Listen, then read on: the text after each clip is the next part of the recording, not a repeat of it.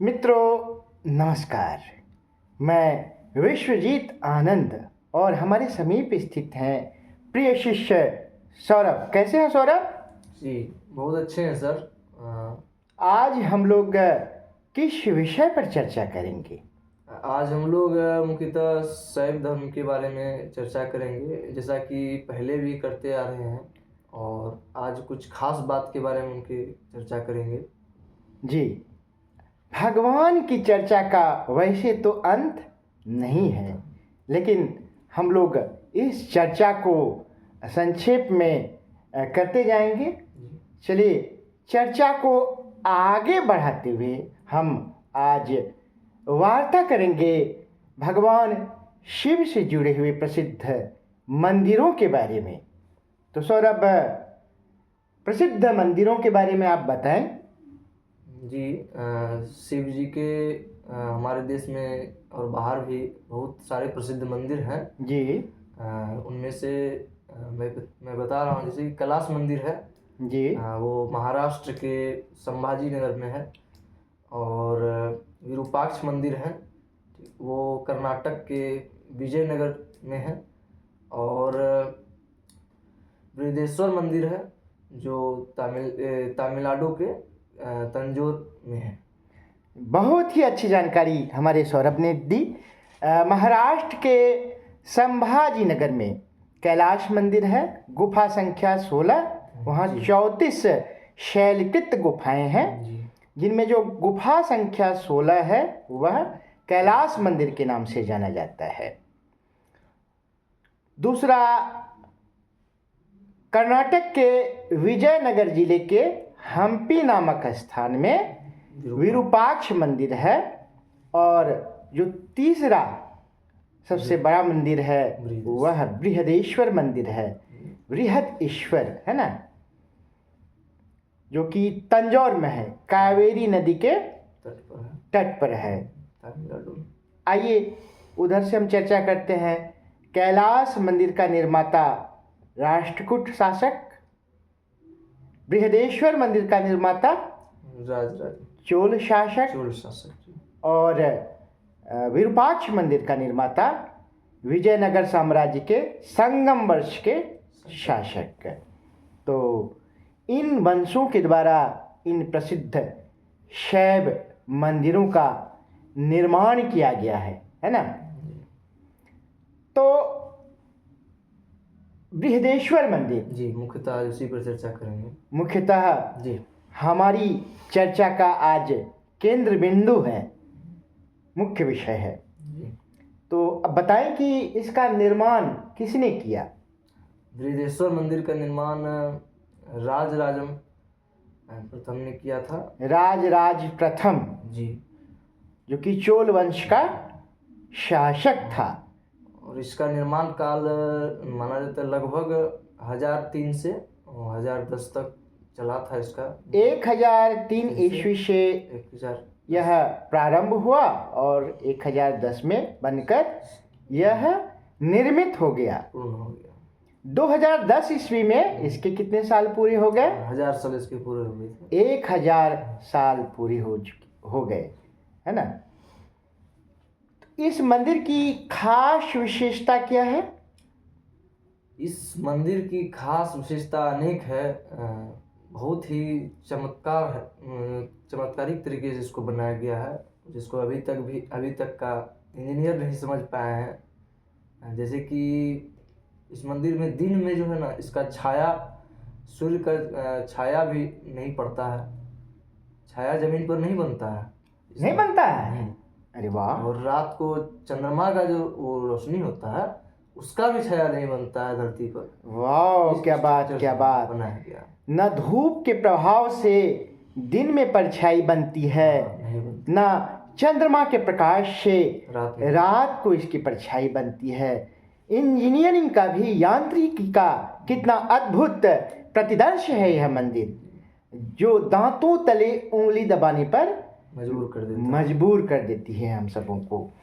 उस समय के इंजीनियर, उस समय तो इंजीनियर होते ही नहीं होंगे, साधारण सा जो राजमिस्त्री है वही बना देता होगा। तो सोचिए, वह आज का जो अभियांत्रिकी है उससे कितना उन्नत था, और पत्थरों से निर्मित है।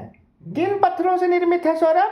वो मंदिर ग्रेनाइट पत्थरों से निर्मित है, जिसको कि मतलब और सब की तुलना में बहुत अलग तरीके से बनाया गया है। ग्रेनाइट पत्थर जो कि मंदिर से अगर 100 किलोमीटर की परिधि को हम मापते हैं तो उस 100 किलोमीटर में ग्रेनाइट पत्थर कहीं नहीं मिलता है, का खादान कहीं नहीं है। कहाँ से लाया होगा, यह आश्चर्य का विषय है।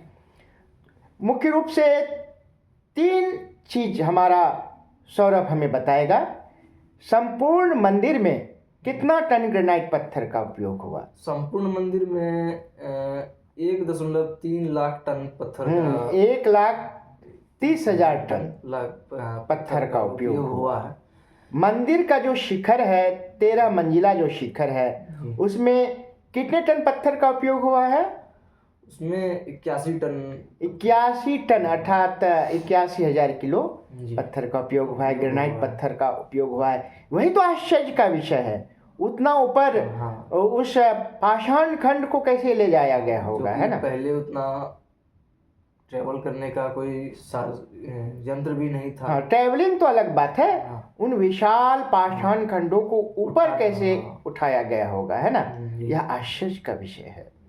और आइए, मंदिर के परिसर में विशाल नंदी बैल जो भगवान शिव का वाहन है वह स्थापित है, जो कि एक ही पत्थर का बना हुआ है।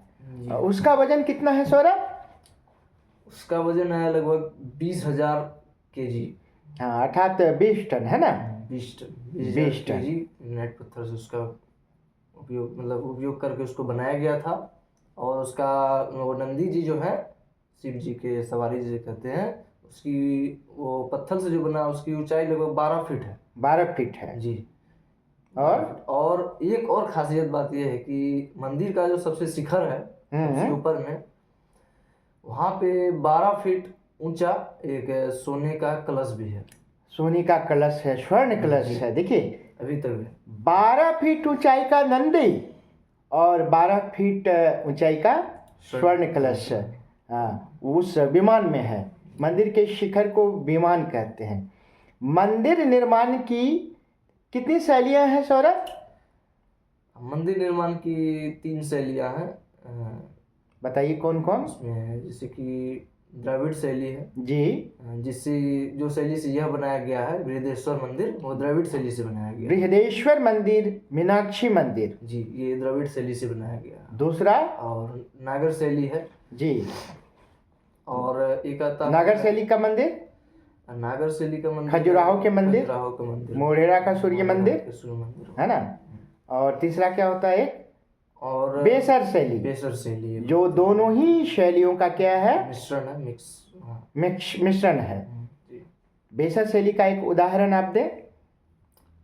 वही विरूपाक्ष मंदिर, हम्पी के मंदिर, विरूपाक्ष मंदिर हम्पी का, हाँ, वो उसका एक उदाहरण है। तो द्रविड़ शैली जो दक्षिण भारत में प्रसिद्ध है, नागर शैली जो उत्तर भारत में प्रसिद्ध है हिमालय से लेकर विंध्य तक, और बेसर शैली दोनों का ही क्या है?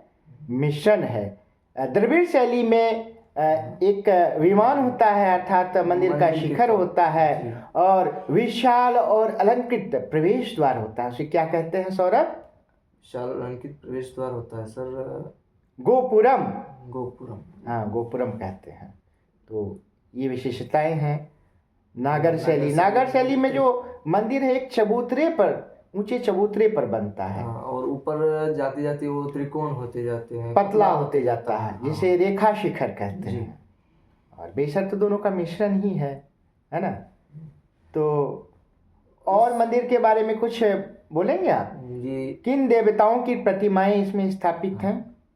बृहदेश्वर मंदिर के अंदर मुख्यतः शिव जी और पार्वती जी के, कार्तिक जी के हैं। नंदी, कार्तिक भगवान का दक्षिण में नाम क्या है? कार्तिक भगवान का दक्षिण का नाम है मुरुगन। वहाँ के कई सारे ऐसे लोग मिल जाएंगे जिनका नाम मुरुगन होता है। अररिया जिले में एक डिस्ट्रिक्ट मजिस्ट्रेट आए थे, उनका नाम था बाला डी मुरुगन, दक्षिण भारत के ही थे। और भगवान गणेश की भी प्रतिमा है। इसकी प्रतिमा नंदी जी नंदी जी का एक विशाल विशाल मूर्ति बना, पत्थर का मूर्ति पत्थर की मूर्ति बनी हुई है। तो इतने सारे देवी देवताओं की उस मंदिर में क्या होती है, पूजा होती है। और इससे जुड़ी हुई कोई और खास बात है? इसके निर्माण में एक बहुत ही रोचक इतिहास है कि ये इस मंदिर का निर्माण